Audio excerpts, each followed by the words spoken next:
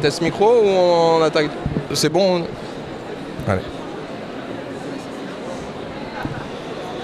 Bonjour à tous. On va parler maintenant numérique sur le plateau TV. Vincent Richer, donc directeur de la COC. Je reçois Karine de Rouen. On va parler du métier de chef de projet, qui est un métier assez vaste, qui permet...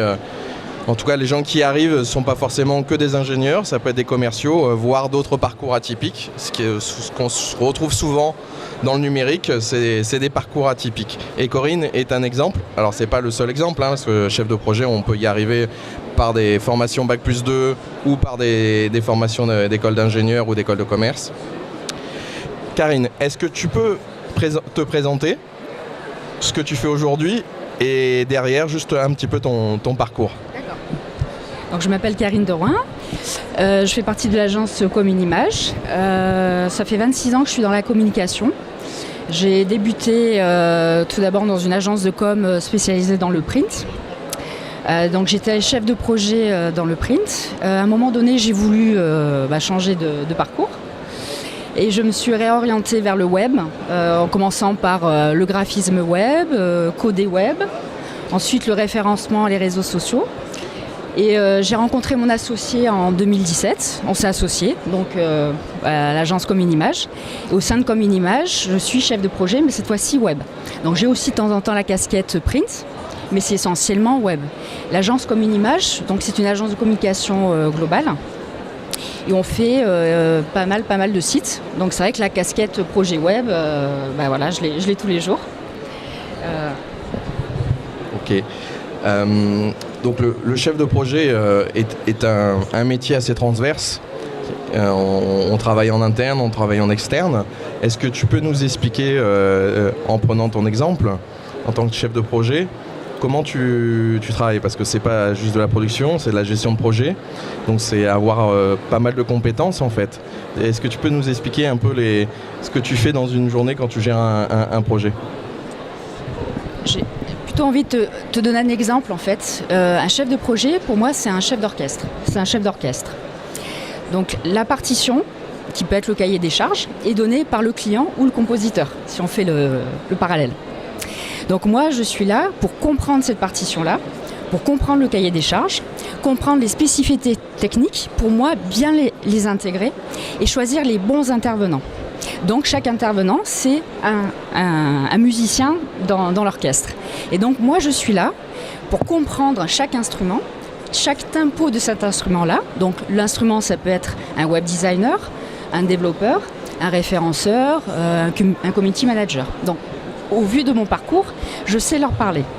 Je sais aussi décrypter un cahier des charges, parce que aussi dans mon parcours, j'étais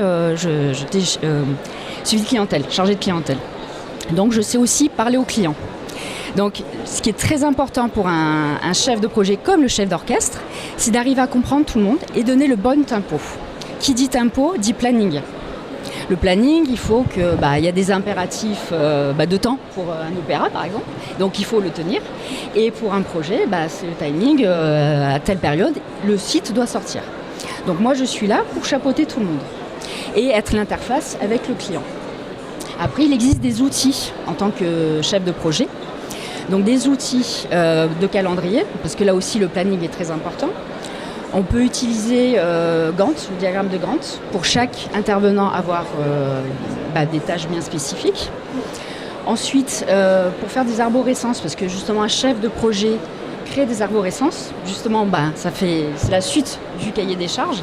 Donc pour que chaque, que ce soit le graphiste ou le développeur, sache où il va, il faut faire une arborescence. Donc moi j'utilise la GlueMap, mais il y en a plein d'autres, donc c'est un système gratuit. Donc pour la gestion des plannings aussi, on utilise le Google Calendar. Ensuite, on utilise, parce qu'il faut aussi synchroniser les informations entre chaque intervenant, on utilise la plateforme Slack, donc qui est une messagerie instantanée. Donc en gros, chaque intervenant sait à peu près où sont les autres intervenants et l'évolution. Le client aussi, parce que je tiens au courant le client de chaque avancée. Donc soit c'est un coup de téléphone, soit un rendez-vous Skype, soit un mail pour qu'il soit tenu au courant. Et donc là, moi je suis là pour vraiment chapeauter toutes ces étapes-là et rendre le site dans les temps et qu'il soit le plus convivial, le plus adapté. Et donc là, j'en reviens à un opéra ou de la musique pour que le public puisse apprécier ce qu'on a fait. Voilà. Oui, donc si on résume bien, un chef de projet, c'est un vrai manager de projet complet avec du personnel interne, du personnel externe, des intervenants, un client. Donc c'est important de pouvoir gérer son agenda, gérer les intervenants avec les spécificités de chaque intervenant, pas qu'au niveau, on va dire, du travail, mais aussi au niveau personnel. Donc c'est un vrai manager digne d'un chef d'entreprise. Et c'est vrai que c'est pas toujours évident quand on est au milieu de tout le monde, surtout quand on est le responsable pour le client et pour son entreprise. Donc évidemment, c'est beaucoup de responsabilités. On peut donner le même corrélement sur les chefs de projet informatique, IT et autres, c'est les mêmes problématiques. Qu'est-ce qui, toi, Karine, te plaît dans ton métier de chef de projet et qu'est-ce qui est plus compliqué pour toi ? Alors, tout d'abord, ce qui est intéressant dans le métier de chef de projet, c'est qu'en fait, tu touches à tout. On en revient, ce côté manager. Donc en fait, tu n'as pas le temps de t'ennuyer. Et moi, j'adore ça. C'est que j'ai toujours été quelqu'un un peu curieux. Et j'aime pas faire des tâches répétitives. Et là, justement, c'est jamais la même chose. Parce que nous, en tant qu'agence de com, chaque client a sa problématique. Donc on a des clients qui sont comptables et j'ai des clients aussi qui sont dans la mode. Donc des choses qui font rêver, puis d'autres un peu moins, ou qui sont en évolution. Donc c'est ça qui est bien. Ça qui est vraiment, si on est curieux, c'est un métier où on ne s'ennuie jamais. Par le client et par les intervenants. Après, le petit bémol, c'est le stress, parce que tu as les impératifs timing, et puis après, il y a des petits soucis de parcours. Voilà, par exemple, là en ce moment, on a mis un site en ligne et on a un petit problème de certificat SSL, donc un petit problème de sécurité. Et donc, toute la journée, j'appelle l'hébergeur, où ça en est. Voilà. C'est un peu ça, il y a le côté très agréable, parce qu'il y a aussi le contact avec le client. Quand le client est content, nous on est content. Puis après, faut suivre un peu toute la production avec les impératifs qui peuvent être négatifs. Voilà. Oui, tout à fait. Il n'y a pas que des bons côtés. Il y a la gestion de conflits, la gestion de problématiques. Et ça aussi, en tant que chef de projet, on va dire que c'est la partie la plus importante.